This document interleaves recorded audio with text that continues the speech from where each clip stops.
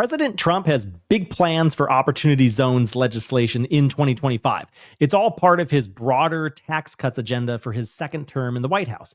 And the good news is the president really loves opportunity zones. In fact, he recently called them, like I often do, the number one economic development program ever.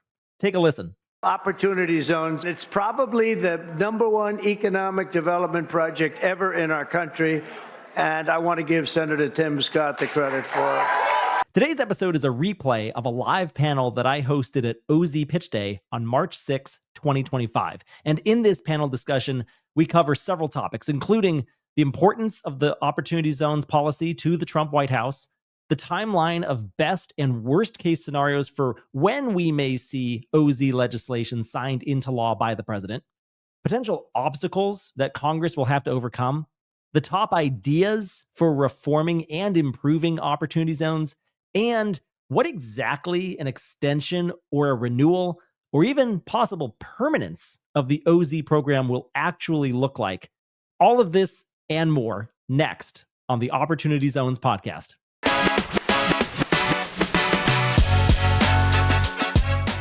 Well, this is it. We've arrived at, I think it's the main event or maybe the most anticipated portion of today's event at OZ Pitch Day Spring 2025.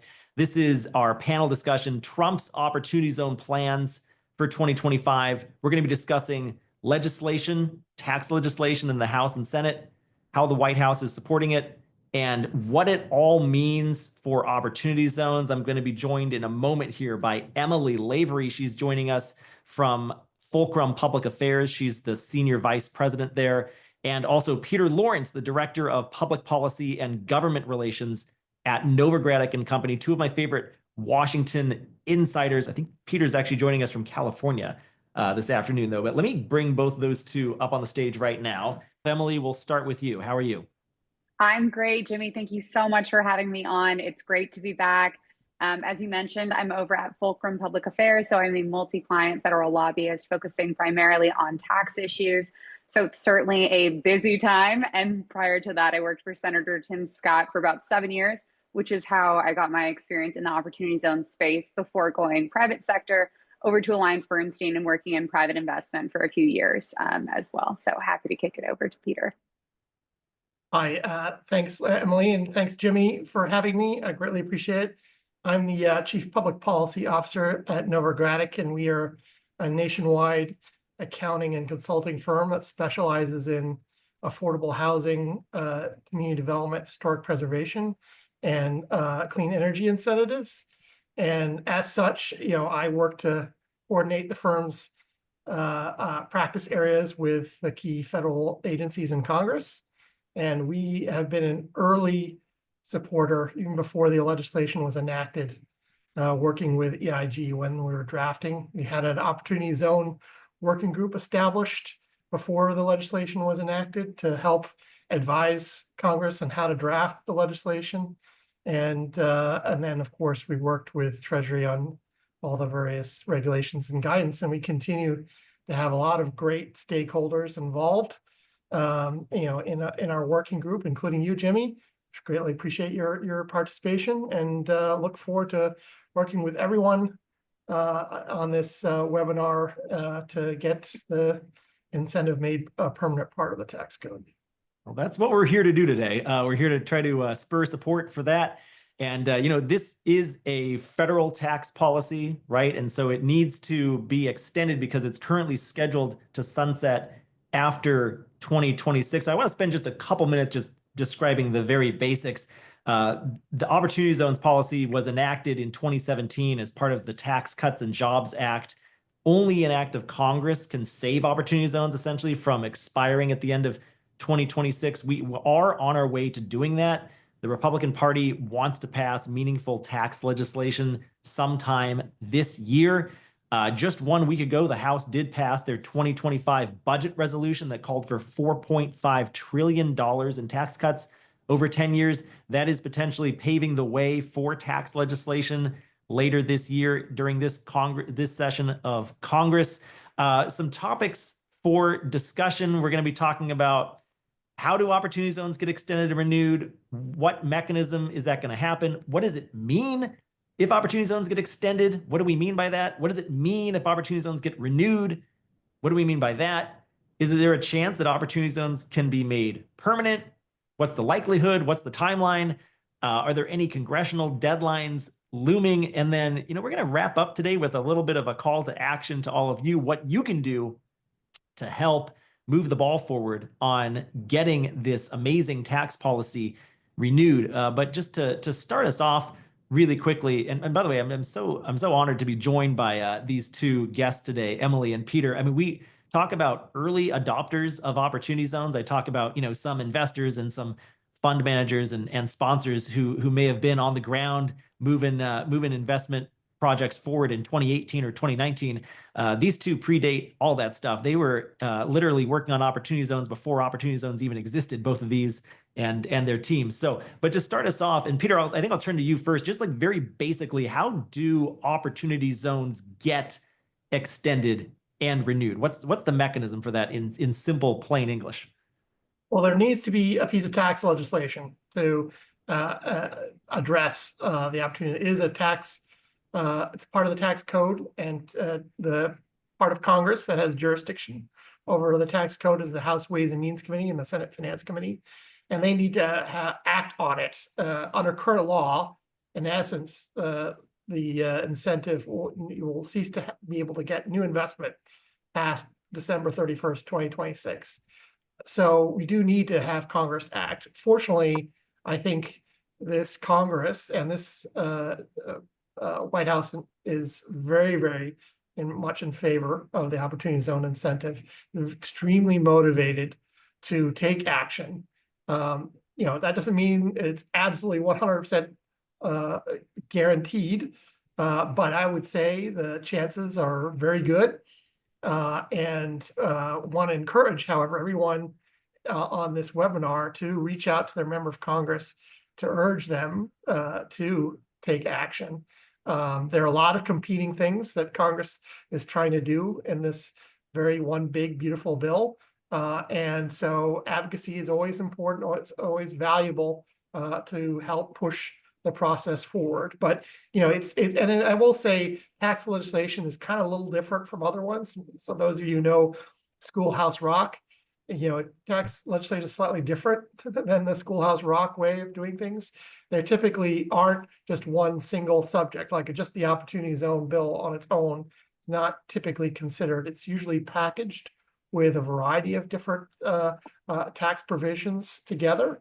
And there are sort of limited opportunities for that packaging to happen. But we do have one that's really pending right now, Jimmy. As you mentioned, the House took an extremely important first step, although there's many more steps in the process to go to help set the stage for that tax reconciliation legislation. But it's certainly we've got many more steps on this journey. Absolutely, a lot more steps to go. When Trump was first elected back in November, and it was clear that the Republican Party had also won the House and the Senate, people started, well, at least people like us started talking about, okay, how is this going to happen? It looks like there's a couple of different options. They could do one big bill that passes a lot of Trump's agenda, including tax, or they could do it in two separate bills. Last month, Trump signaled his interest in doing it in one bill, and he called it in all caps, as he is wont to do. One big, beautiful bill is how it's being referred to by President Trump and the Republican Party. They're going to try that route first instead of doing it in two bills. But Emily, what are your thoughts on the one big, beautiful bill and the budget blueprint that was passed last week, the $4.5 trillion in tax cuts over 10 years? Love to hear your insights on those topics. Yeah, absolutely. So to Peter's point, he's absolutely right. First, advocacy is absolutely key. Advocacy is everything. The timing is very much so that we're moving quickly. I think we knew when Republicans swept all three that we would certainly be once again moving quickly and breaking things as we did in Trump 1. And that's very much so the case. Obviously, the Senate and the House made huge waves in passing their respective budget resolutions for reconciliation. Also, to Peter's point, absolutely reconciliation is the only way that we move a tax bill, most likely. So of course we saw the House make good on their promise to move forward with a one big beautiful bill strategy that's about 4.5 trillion for tax, about 1.5 trillion in cuts, really targeting 2 trillion in cuts over the 10-year budget window. The Senate now has a very important choice to make, which is exactly how they're going to react to that. So of course they passed their version, which is north of 300 billion or so in spending specifically on military, the border, energy policies, and some cuts that are not necessarily specified. There's a lot of pressure coming from the House towards the Senate to move and to move quickly. Jason Smith was very clear this week that he wants to put a tax bill on Trump's desk by Memorial Day weekend. We know that Ways and Means will be meeting next week to start kind of fleshing out exactly what this tax bill will look like. There are certainly a lot of problems to acknowledge in the space, chief among them being, 4.5 trillion is a bit low to include permanence for TCJA, as well as the pieces that the president really wants, such as no tax on tips, overtime, Social Security, no tax on certain auto interest payments, new Made in America manufacturing incentives, other things like restoring 100% bonus depreciation, R&D, other business incentives, et cetera. All of that being in addition to TCJA. So we've seen some comments from Thune earlier this week. We know that they're having conversations as well throughout the Senate Republican Conference on exactly what the next step is going to be Senate side. I don't think we see anything, on the floor until the very end of March. If then, they're working expeditiously and very intently to work out a compromise here that can get 51 votes in the Senate. Seeing what work product is turned out by Ways and Means next week is going to be incredibly informative for where this conversation goes next and whether or not we end up pivoting back to a two-bill strategy, which is certainly still very much so possible. Peter, why don't I get your thoughts there? Go ahead. Yeah, if I may just add in there, I think and reason why we're waiting till the end of March, as Emily put out, is that there is, of course, the need to address the federal government funding, right? There's a continuing resolution keeping the federal government going to March 14th, and they have yet to, have a game plan enacted to what happens after that date. If they don't take action, we have a government shutdown, which will I think put a pause on a lot of different things. So that is sort of what the current issue du jour that Congress is focused on. But I imagine that once they have addressed, keeping the federal government going past March 14th, they will pivot back to the discussion. And I think the Senate really is going to try to thread the needle here in that they want to make changes to the House passed budget resolution. But they can't make too many changes to upset the very, very tight vote that there is. It is quite a narrow vote that Republicans have in the House, and that's really the political challenge in addressing a whole slew of different things, but especially this one big beautiful bill. They can't afford to lose too many votes. We anticipate one already is going to vote no, Tom Massey from Kentucky. And so, they can't afford to lose too many other ones. And so to the extent if they, increase the taxes too much such that there's a more increased deficit, that might turn off budget hawks. And, similarly, if there's not enough, softening of the spending cuts, maybe some of the Republican moderates also don't vote. So that's the threading a needle that the Senate's going to try to do. I think they absolutely have an opportunity to do so, and I imagine that at some point we will have a joint budget resolution, but we're not quite there yet. Yeah, I think, go ahead. I'm sorry, I was just going to say, I think Peter really astutely kind of lays out the landscape that the Senate is trying to work within. And beyond that, right, is also within that landscape is the potential cuts to Medicaid, what's going to happen with the SALT caucus. And again, really homing in on this razor thin majority issue. I want to say in TCJA back in 2017, I believe we lost between 11 and 14 Republicans House side. That certainly can't happen this time. So really trying to please the Senate and find something that's going to be able to, work across getting 51 votes and still be able to survive the House is absolutely a huge test. And beyond that, I just one other thing to kind of flag is really this continued discussion between going with current law versus current policy as a baseline. So just another flag on kind of the landscape. Yeah, absolutely. That margin in the House in 2017 when they passed the Tax Cuts and Jobs Act in Trump's first year in office during his first term, that's the act that created opportunity zones.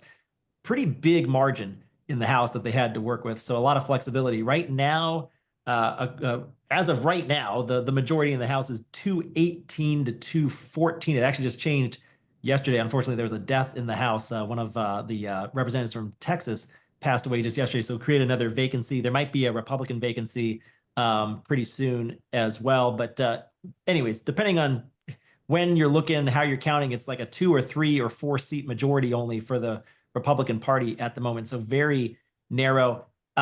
What Emily, a moment ago, you mentioned that Jason Smith, he's the chair of the House Ways and Means Committee. That's a committee from which all tax legislation has to start from. He wants to get a bill on the president's desk by Memorial Day weekend. Peter, I want to turn to you. Is that at all within the realm of possibility? Is that like best case scenario, or is that even too good to be true that could possibly happen that fast? It's a pretty ambitious timeline, I'd say, especially since, they can't really get truly started until they've got that one single budget resolution that's passed in identical form, between the House and Senate, and we're not there yet. My estimation of the timeline in a reasonable best case scenario is I anticipate they will have that final budget resolution by the time just before the Easter recess, which they leave to go on the Easter recess on April 10th. That I think is sort of the informal deadline to get resolution on that point. And then once they return, they got their 2 weeks out. Once they return, then I think the House could then go ahead, and it's not just the Ways and Means Committee that is acting on this reconciliation. There are instructions to 11 committees. So there's a lot of different committees that have to work on this reconciliation bill, and then it's all packaged together with the Budget Committee and then sent to the House floor. So my sort of thought is that, again, in a best case reasonable scenario, that maybe the House could get that reconciliation bill passed by Memorial Day, which then would give the Senate the month of June to act on its own. And if there's differences between the two, which, by the way, we saw back in 2017, there was the House and Senate had 2 different reconciliation bills. They had a conference committee to formally work out those differences. So we may see a situation where the Senate passes something by the 4th of July recess, and then when they come back, they have the conference and it's done before they leave for their August recess. I think that's still a somewhat ambitious, that presuming everything goes well, but reasonable timeline that I would expect to happen. I think Memorial Day, it's theoretically still possible to get it on the president's desk, but I think it's really, really ambitious.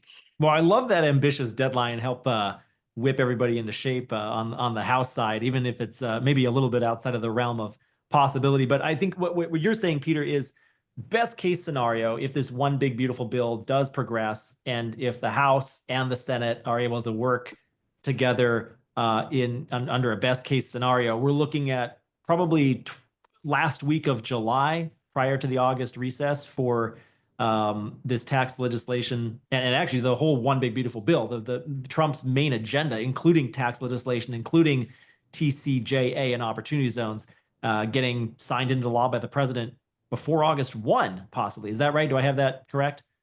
That's I think a reasonable best case scenario. That's the way I would put it. Yeah. Well, let's talk about worst case scenario. Worst case scenario, by the way, is actually that no tax legislation happens this year at all, or even in this session of Congress this year or next year. That is still a possibility. We're all very hopeful as an industry, given the situation in Washington with Republican control of the House and the Senate and the White House, that if they can all row the boat in the same direction, Trump very badly wants his Tax Cuts and Jobs Act renewed and possibly even made permanent at some point this year. But there is a chance that they could fail and that it won't end up happening because, in part, of that very slim majority in both chambers, especially the House, is really tricky. Let's put that aside. Let's assume that they are able to get something done. What's the worst case scenario timeline wise, like what's the latest that it could possibly happen, do you think, if it does in fact come to fruition that they are able to enact tax legislation? Well, do you want to go first or shall I? I'm sorry, I wasn't sure if that was directed specifically to one of us. I'm so sorry. So your question is the worst case scenario on timeline if we go past July? Yes. I would say December. That's the worst case scenario for if we're still talking about 2025, obviously. Right. Peter, what are your thoughts? Yeah, essentially the same. I mean, it may slip a little bit into January because I think, what the key thing with January is that starting with people's paychecks, you'll start to see increased withholding if they haven't acted. And that's when the political pressure will really amp up. And we know that, according to the Tax Foundation, more than 60% of taxpayers would get a tax increase. And I think, Congress desperately wants to avoid that. It's not a good thing to sell for your reelection to say, I raised your taxes. And so, especially for Republicans.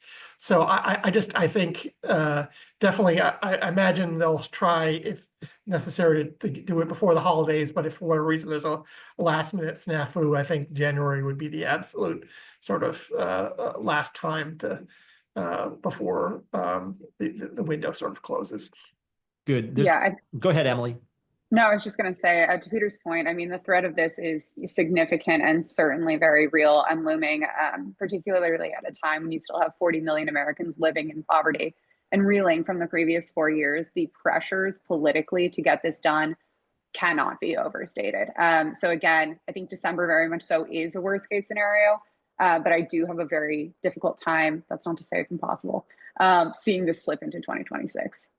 Okay, so we've spent the first 20 minutes of this panel talking about high level, the mechanics of how opportunity zones can get extended and renewed through this one big beautiful bill or some sort of budget reconciliation package, whether it happens in a one big beautiful bill or maybe a two bill solution. If we have time, I'd like to revisit a couple more items related to the mechanics of how it could all happen and when it could happen. But I want to spend a significant amount of time talking about, well, what is even in this opportunity zones legislation? There's a few different parts of this that I want to spend some time talking about. One is reform and modernization, some ways that opportunity zones can be improved. This first iteration of opportunity zones, call it Opportunity Zones 1.0, was a really good start. It's a great tax policy.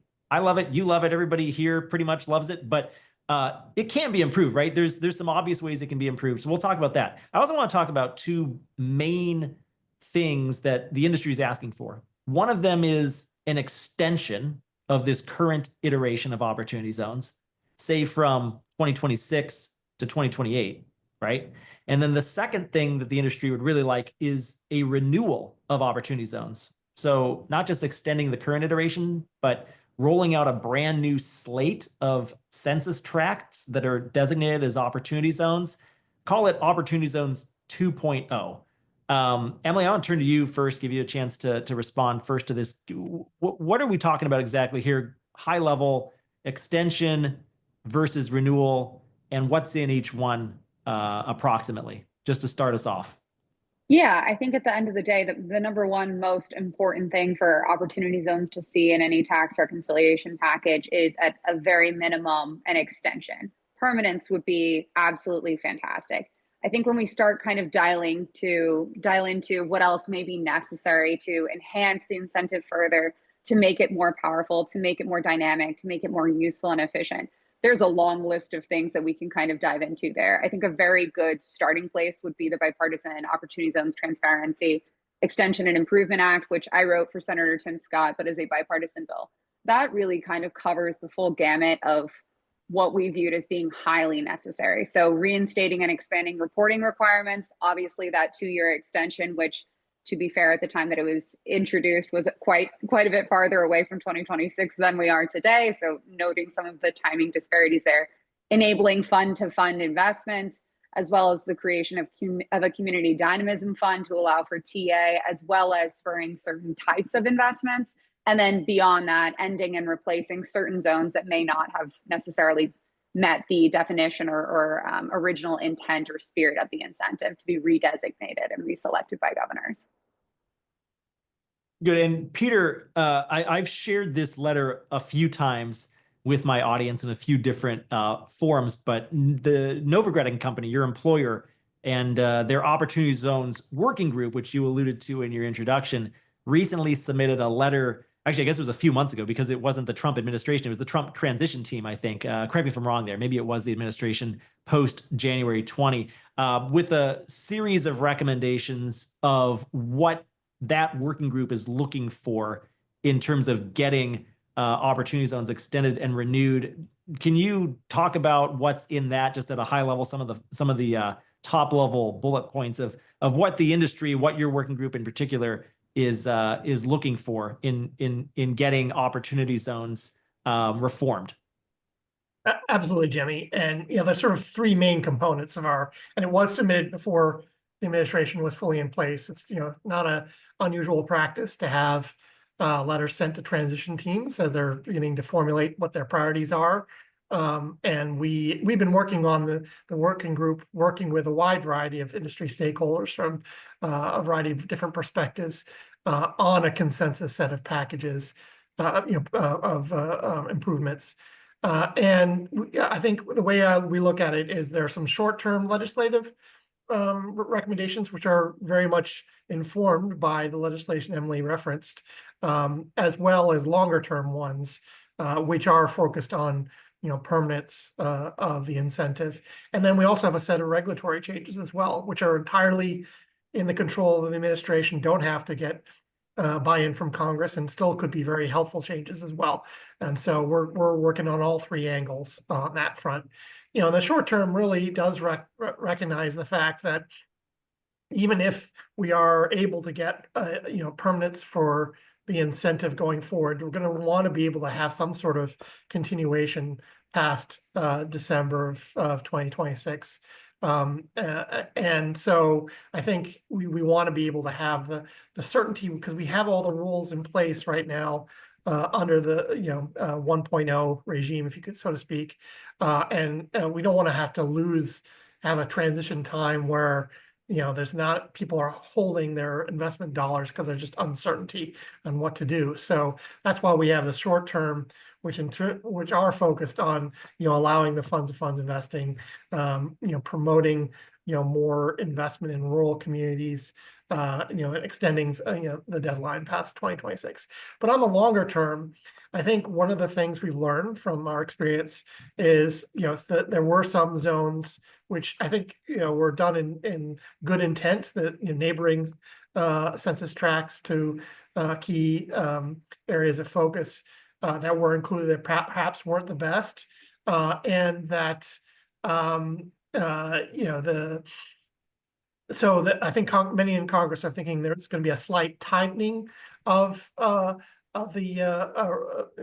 sort of the distress criteria, but at the same time allow governors to assign a greater percentage of their low-income communities in their respective states, so that you end up still with the same overall about 8,700 census tracts across the country, and that we would allow for a couple of other changes, like try to democratize the investor base to allow non-capital gains to be invested, and for allowing for interim gain investments, make recommendations and changes to the statute to facilitate the combination of opportunity zones with other key community development incentives, so that they work together towards pulling together a lot of different resources directed towards opportunity zones, and having a rolling deferral period, for example, too, so that there's not that one certain deadline, 2026, that you have to recognize your gains, but whenever you enter, you'll have a deferral period that goes forward. So all of these things are certainly under consideration. One other long-term legislative is to have a higher incentive, higher step-ups for high-impact investments.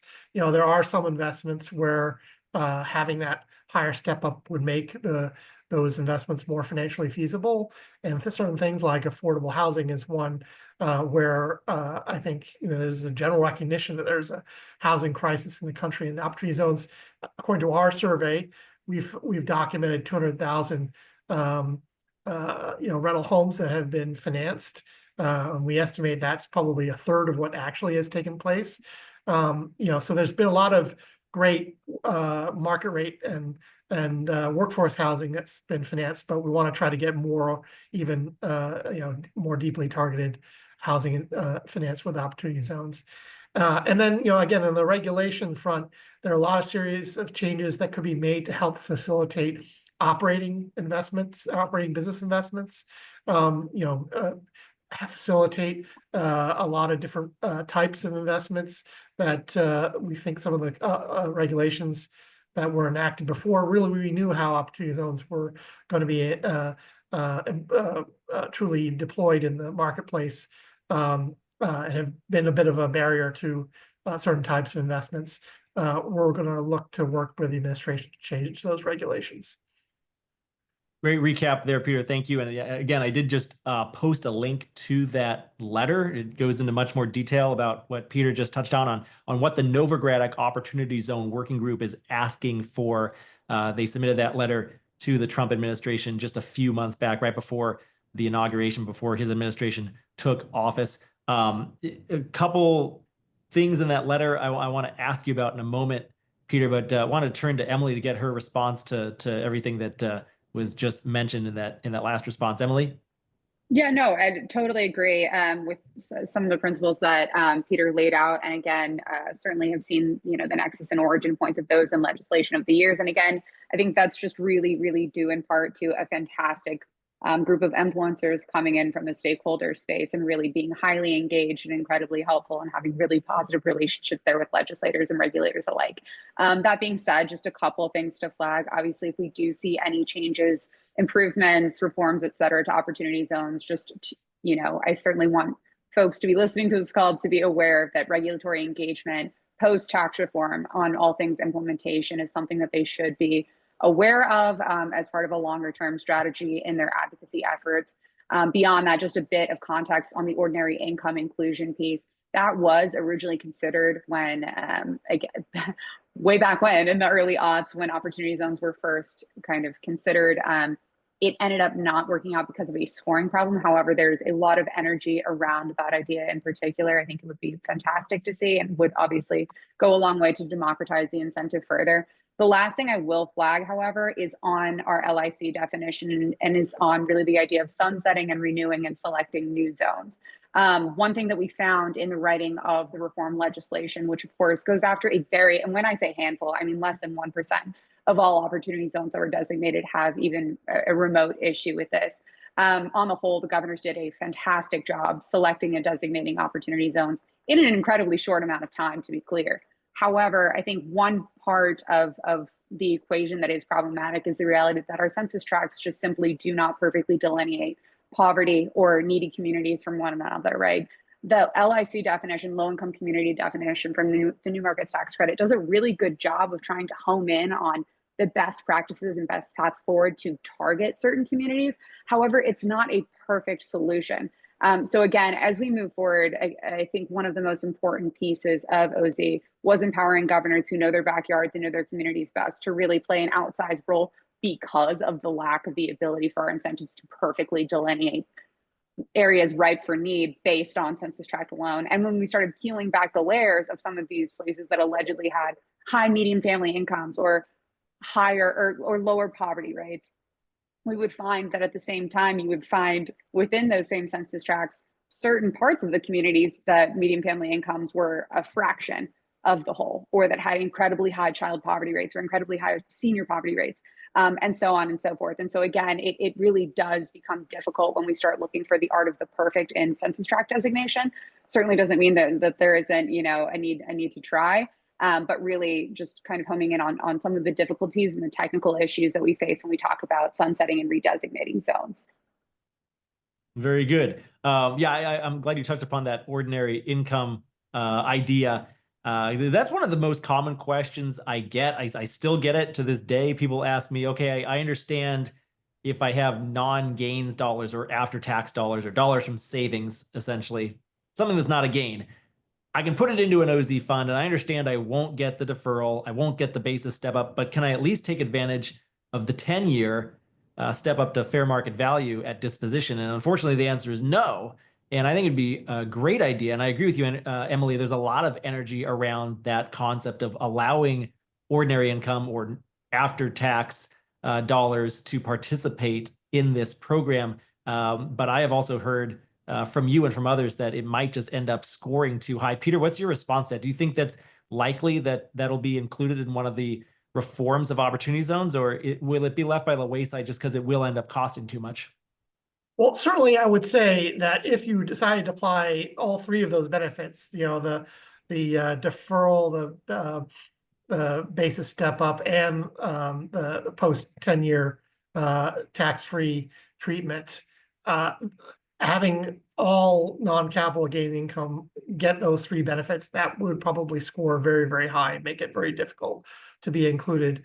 But we understand it's still under consideration that you could invest non-capital gains and just at least get that tax-free treatment after 10 years. I think that is something that's still, that one is not likely to score as much.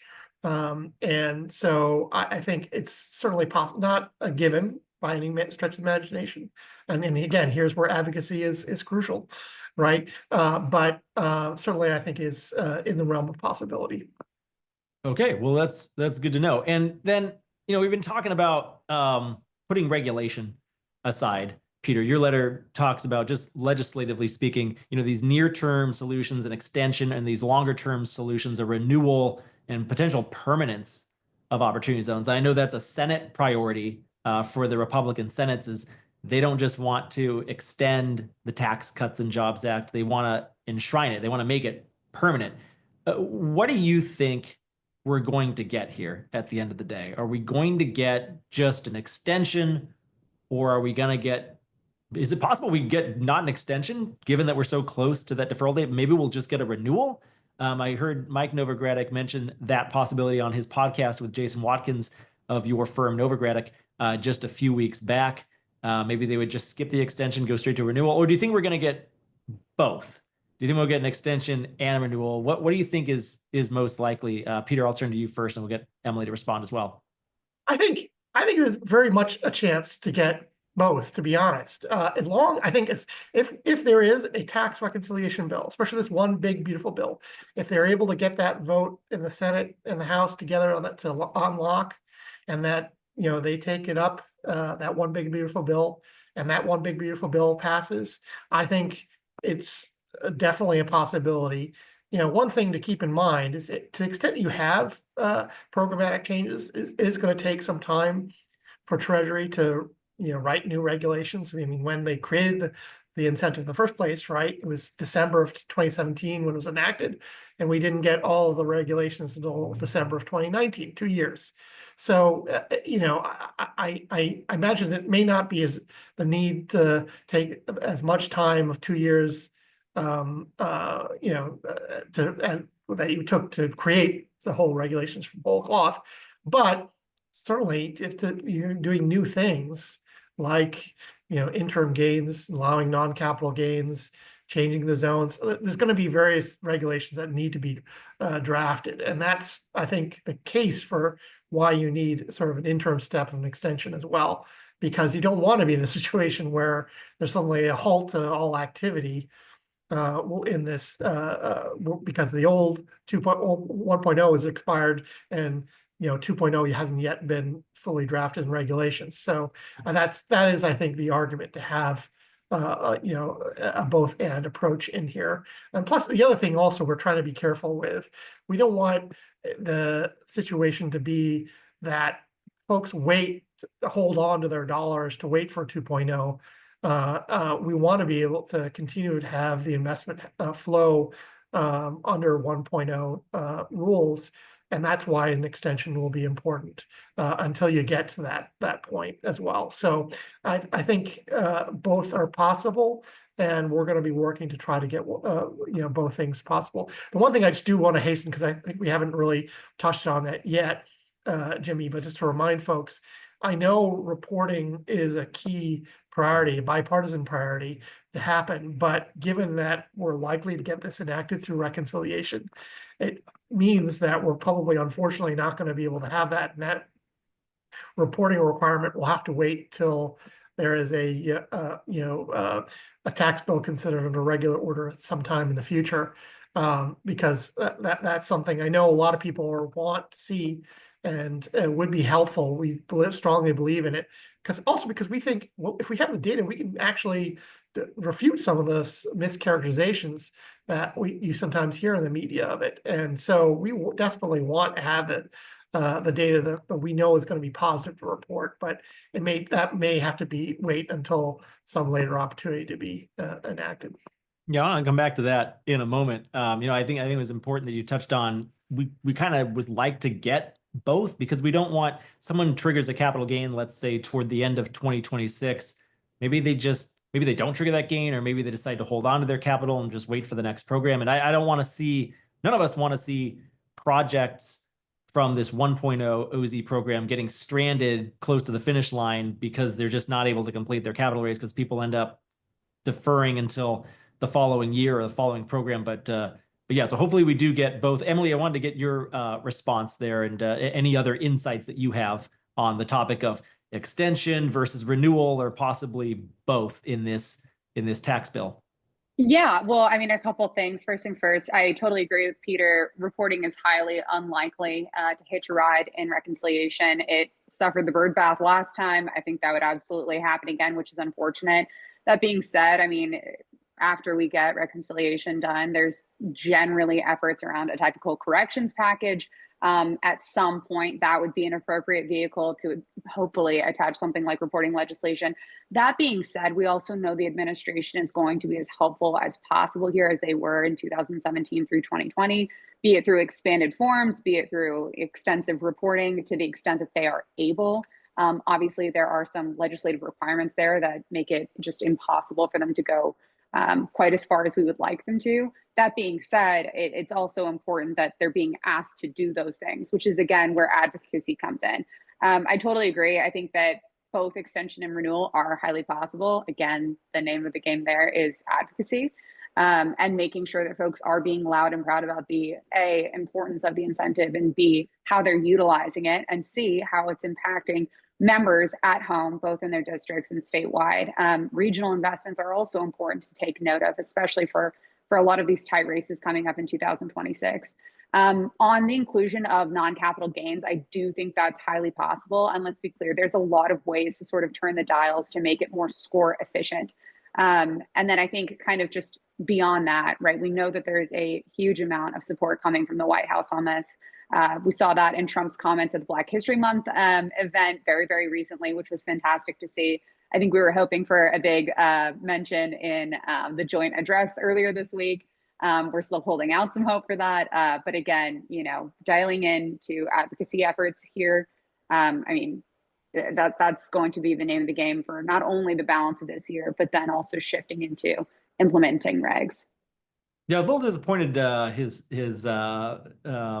part about the tax cuts from Congress was actually a very brief portion of his address. I was hoping you'd spend a lot more time on it, but that's what OZ Pitch Day is for. We're going to spend an hour just now talking about it. So, and hopefully President Trump will weigh in on that topic more in the future. But it was great to hear him, and I covered this on our OZ News Hour episode of the Opportunity Zones podcast just a couple weeks back. President Trump did refer to Opportunity Zones as probably the #1 economic development program in our country's history. I'll get a link to that video in the chat in just a couple minutes here. Well, let's see. I wanted to talk about permanence because I've mentioned a couple times that and then I think we should spend some time going through the Q&A because we've got quite a few questions from the audience. I want to talk about permanence for a minute because it is a Senate priority to make permanent the Tax Cuts and Jobs Act. What do you think the odds are of getting Opportunity Zones being made a permanent part of the tax code? And then what does that even mean? What does that even look like? Emily, I'll start with you first for this one. Yeah, I mean, we know that permanence for TCJA in its entirety is absolutely the directive given from the White House. I think Republicans, both in the House and the Senate, have been very clear that they take those directives very, very seriously and are going to work to the best of their ability to deliver just that, in addition to the other campaign promises made by President Trump, which were, of course, again, reiterated in the joint address earlier this week. So there's certainly been no shortage of information coming from the White House on exactly what they would like to see in this tax bill. Permanence for opportunity zones would be fantastic. Obviously, that's the name of the game. We want to make sure investors know that this is something they can rely on and have a high degree of confidence in and plan their businesses around and their investments around for years to come, generations to come. I think that there are some questions about the best way to go about graduating zones. I think, my former boss, Senator Tim Scott, was always very clear about the reality that this is an incentive designed to spur investment in economically distressed zones, such that eventually one day they are no longer economically distressed. There's a lot of ways to sort of square that circle, if you will. So happy to turn it to Peter for perhaps just a little bit of your TA thoughts on permanence and graduation of zones. Yeah, I mean, I do anticipate that some of the original zones might be phased out, and that there might be slightly tighter distress requirements placed. But again, as I said, I think the governors would have an ability to designate a higher percentage of those more distressed areas, such that you would end up with the same number of zones. And I think it'll take a little bit of time. I think one of the lessons we learned is that governors didn't have as much time as they should have to be able to, more carefully to consider which zones to pick. And I think we've got some lessons learned from the first ones on how best to do that. And we want to give the governors the appropriate time to be able to do that. Again, that was another reason, underscores why a transition period would be helpful, to give that sufficient amount of time for them to designate zones. And yeah, it will, I mean, again, so the legislation will need to be enacted to enable that to happen. I think a reasonable timeline might be that you can have an extension of 1.0 to 2028, and then you might have at the same time an ability for the governors to select zones, so that on January 1st of 2028, we would have a new set of zones under the new regs that, again, also would be developed by Treasury from the time that it was enacted to January 1st, 2028. I think that's a reasonable scenario that, I mean, I potentially could happen earlier, but I think that, may be more challenging to be able to effectuate. But that's, I think, how I would imagine, permanence to happen. And then every 10 years, as the census data changed, the governors would be able to change the zones to reflect how, hopefully some zones graduate, right, and no longer are distressed, and that would enable governors to then switch some of them out and target investments on an ongoing basis as we get new census data. And I think to Peter's point, you can kind of see the chicken and the egg, right? Where we would absolutely love and need to have really solid reporting legislation on the books in order for that to be possible and for that to be executed appropriately. So again, I think that absolutely underscores the need for reporting legislation to get done, whether it's this year or thereafter. Great. Well, let's go to the questions here. We've got a ton of questions. I'm sorry we might not be able to get to all of them. I did just give everybody your email address, Emily and Peter. There was a question there. So if you do have questions for Emily or Peter, I'm sure they'd love to get an email from you. First question, we'll get to Ashley Tyson's question. He wants to know, and I have the same question actually, so I'm going to pick his first. When will the Trump administration relaunch the White House Office of Opportunity and Revitalization? This could really help with getting OZs back in the news cycle. So President Trump enacted that office back in, I think it was 2019, and he named Scott Turner the director of that office. Scott Turner was essentially the OZ SAR from the White House. Scott Turner's recently been named the Secretary of HUD, so he's not available for that role anymore. But curious to get your thoughts, Emily or Peter. I don't know which one wants to go first on when we might see work back in action. You want to go first, or shall I? Sure, if you'd like to, go ahead. I mean, you know, the administration is actually, you know, making appointments at a very fast rate. He's exceeded the number of Senate confirmations than former President Biden did. And so they are making appointments all the time. I think they still want to fill out the teams at Treasury and HUD to be able to make sure those agencies are up and running, and then I imagine they'll turn to an entity like an Opportunity and Revitalization Council again. I mean, I think it will have a slightly different role. I mean, it was really standing it up, the incentive, and right now I think it's more about promoting. And you know, there are a variety of ways. You know, like for example, HUD has a number of competitive programs for place-based investment. And one of the recommendations of the council was to put a incentive to have more of those investments placed in opportunity zones. I'd imagine I'd see that again. But you know, staffing always takes a little bit of time to start up, and so I wouldn't anticipate it, you know, happening very, very soon. We are still only you know, a month and change into the administration, and so there are a lot of roles that have to be filled out. Emily, what do you think? When are we getting that White House Opportunity and Revitalization Council back up and running? Yeah, so as a personal huge fan of the council, I worked closely with them throughout my tenure in the Scott office. Obviously, they coordinated a massive cross-agency effort to really ensure that Opportunity Zone implementation was done as efficiently and frankly as best as possible, right? So whether that was creating preferences through different programming or different grant programming, that was fantastic. Whether it was providing additional technical assistance, whether it was, you know, providing access to information through various agencies that had boots on the ground in these communities that were now designated and needed to learn A, what that was, and B, how to use it to empower their communities. It really was a full-scale effort. So I know that we were very, very grateful to see the White House take steps to launch such a council and to put so much effort into it, right? Into ensuring that it's executing and firing on all cylinders and doing the most that it possibly can to ensure that OZ implementation went as well as possible and that the incentives potential was truly harnessed, and it was. So personally, I would love to see the White House Opportunity and Revitalization Council stood back up.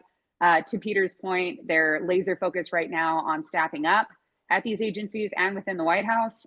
They've made incredible picks so far. I think what's really important for fans of the OZ incentive is that we do have folks like Scott Turner in places like HUD, folks like Scott Bessent, who, again, this came up at his nominations hearing, heading these agencies that are going to be incredibly pivotal for those utilizing the incentive for generations to come. So all good things in terms of the picks so far with respect to those in the OZ community. But certainly going to continue pinging my friends over at the White House to see, you know, where that's at and if it's coming. Sounds good. Well, I'd love to get the director on the program on the podcast at some point if that position gets recreated. I want to move on to this question from Adrienne. She asks, what policies and or legislation are in place for OZ projects to include OZ communities to co-design solutions that increase local economic stability? And if not, what options are on the table to address this need? I hear some variation of this refrain quite often. You know, developers are coming in and they're changing these communities without community support. So I don't know what's the best way for communities to get involved with OZ projects that are being underwritten and developed in their local jurisdictions. That's me or Emily. Let's do either one. Whoever wants to chime in first. Peter, we'll get your thoughts first. Okay. You know, there are a variety of strategies we've seen in various states. I mean, one, I think, way that Ohio in particular was a leader, and they established their own state credit, which enabled them, by the way, to set up reporting requirements and help coordinate a variety of different state resources along with the federal incentive. So, you know, and given the nature of that combination, we see lots of local collaboration. in opportunity zones, but every state is slightly, approaches it differently, depending on how, the various economic development strategies are organized in that state. So I don't think there's one size fits all here. I think, a lot of different states choose to, approach incentive in different ways. And I want to be supportive of anyone who wants to try to use the incentive to help promote more private investment in low-income communities. Yeah, I was going to say, I mean, it truly isn't a one size fits all situation. And I think each community and each state, for that matter, has been somewhat unique, especially in the early inception. You had some governors that were very much so leaning in, and their economic development offices had directives to be very loud and proud about this, to create, incentives that worked well and would dovetail well with those utilizing the federal incentive. And then, of course, likewise, you also had mayors that were highly involved and really kind of dove in a big way on the potential to utilize this incentive to better their communities. And of course, you also had, the converse, where there were some communities that were perhaps not necessarily as directly engaged. So we've seen a variety of examples, as Peter mentioned, and I suspect that we will continue to, especially post, hopefully, permanence extension or renewal this year. But it truly isn't a one size fits all. I will say there's a lot of great materials out there for communities that are looking for tools. I know that I had a toolbox at one point that I was sharing with folks. So those definitely exist. So folks want to email me, happy to be helpful on that front. And then in addition to that, folks that are looking for assistance on advocacy, happy to be helpful as well.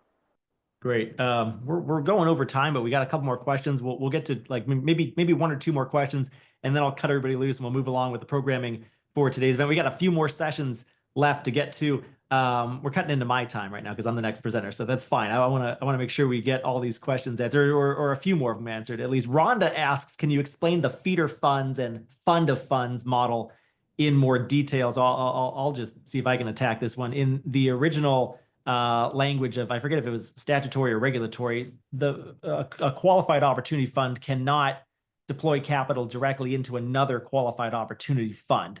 So that's an idea behind this modernization that would come about in this tax legislation that we've been discussing for this hour, is that it might correct that to allow for a qualified opportunity fund to invest into another qualified opportunity fund, which I believe would just allow for a more flexible flow of capital. But Emily or Peter, if you have any other insight to add there or thoughts, please do so.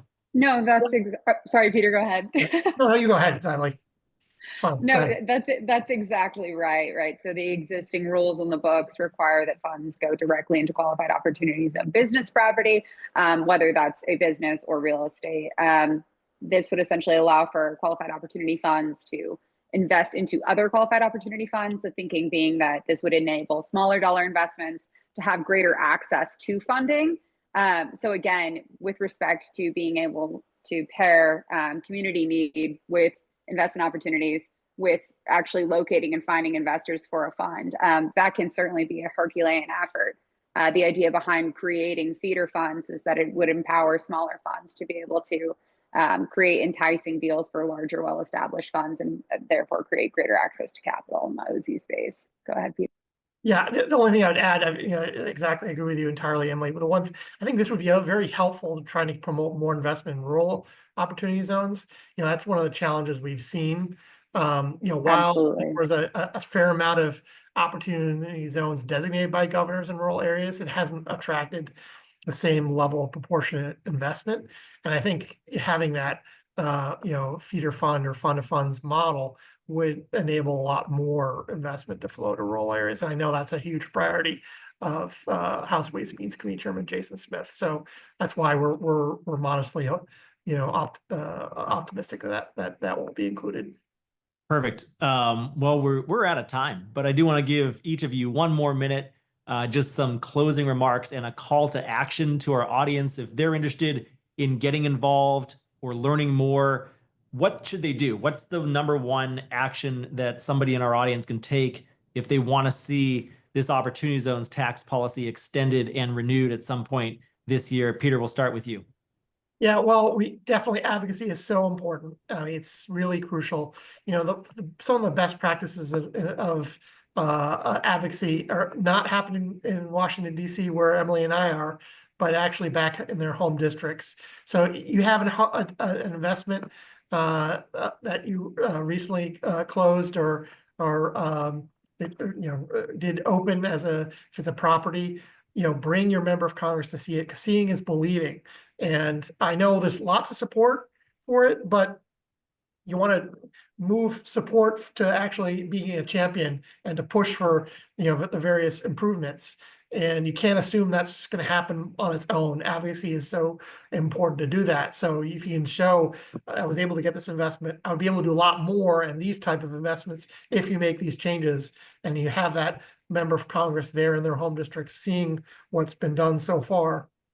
That is shown to be really, really incredibly powerful. And so they're all going to be back home in their district starting the week of the 17th. It's a great opportunity to invite your member of Congress to come see those investments. And I strongly encourage everyone to do that. And if you want any guidance on how best to do that, please feel free to reach out to me. Emily, I'll give you the final word. Honestly, a very, very similar, if not the same, call to action. Advocacy truly is everything. So many of these members are unaware of the Opportunity Zone investments that are happening in their own backyards. Pick up the phone, call their district office, call your senator, call your congressman, make sure that they're aware, especially if these are larger scale investments. Make sure that your next door neighbor congressman is also aware of the regional impact, of the job creation impact, of, again, the impact of these economic anchors that are being created in these communities that are so uniquely powerful. If Congress does not know about them, there's not much they can do. So advocacy really is so, so important. And please feel free to email me if you need any help at all with that. I'm so glad to be helpful on this front. But again, this is the same call to action that I've frankly had for years, which is that if you're doing work in this space, be loud about it, be proud about it, and make sure that your members know about it. Well, terrific. This is a terrific segment, very popular, well attended here at OZ Pitch Day Spring 2025. Thank you to my two panelists for joining me with this discussion today, Emily Lavery from Fulcrum Public Affairs and Peter Lawrence from Novogradac and Company. Thank you both so much. Thank you, Jimmy. Thank you so much, Jimmy.